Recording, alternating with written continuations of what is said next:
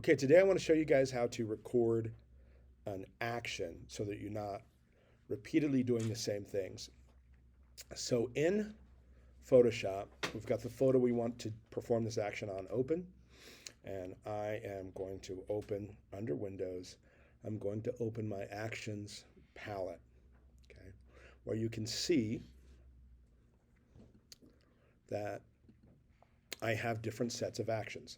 The very first thing I want you guys to do is to go to where these three lines are and drag down under click on those and drag down to new set. Okay. I'm going to call my new set demo, but I want you to call your new set by your name. Okay. And you'll see that I get a whole new set of actions that I can open and close. See, I previously have one with my name there. Okay. Once you've done that, you will go here and you will go new action. Okay. And click record. You can name it whatever you want. Let's name it watermark, because that's what we're going to record. Okay. So that will appear right there under that. And now you see that, sorry, I ended up in a different place. Accidentally clicked that.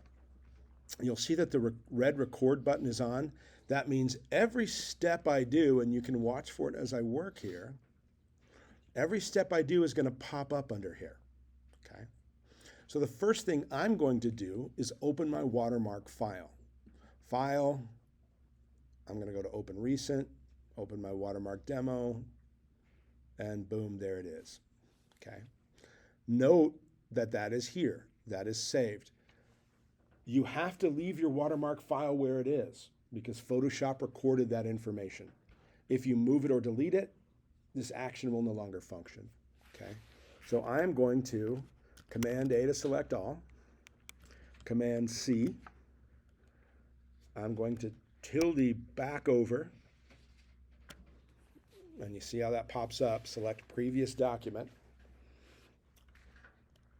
I'm going to Command V. I'm going to Command T. And I'm going to size this image down to the way I want it. Okay. It is probably better to have a standard thumbnail size that it just grabs and pastes in. Okay. Because I think this is cluttery. Okay. So now I'm going to go ahead and accept those changes by switching to my selection tool. And then I'm going to go to my layers palette, which I have hidden behind this. Okay. And I'm going to deal with my opacity. In this case, I've got dark black against a lighter colored background. I'm going to go 9%. Okay. Remember that your action is going to record that 9%. So whatever I choose, it's always going to be that. So you may have to go back in and tweak. Okay. And then I'm going to do two other things. I'm going to add a stroke. It's always good to have a contrasting stroke around the outside. In this case, I don't think it needs to be that big. I'm going to go with a white stroke around my black watermark. And then I'm going to add a drop shadow and do as much of that as you are comfortable with. Okay. It's your work. The balance between making known it's yours and marring your aesthetics is your call. Okay. So now, when we go over here, my watermark is there. I'm all good. I'm all happy. I'm going to stop this recording. And now, I simply have an action that I can, if I have a photo open and I want to watermark it, all I have to do is click watermark and press play, and it will do it all. Okay? So it will save me the tedium of making all those steps. If I don't like the percentage of opacity, I can tweak that. Okay? I can still do that because we didn't collapse our layers. So that should allow you to know how to record an action.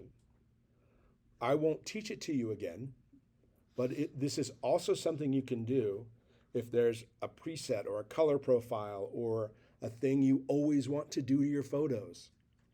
You can, or you often want to do to your photos.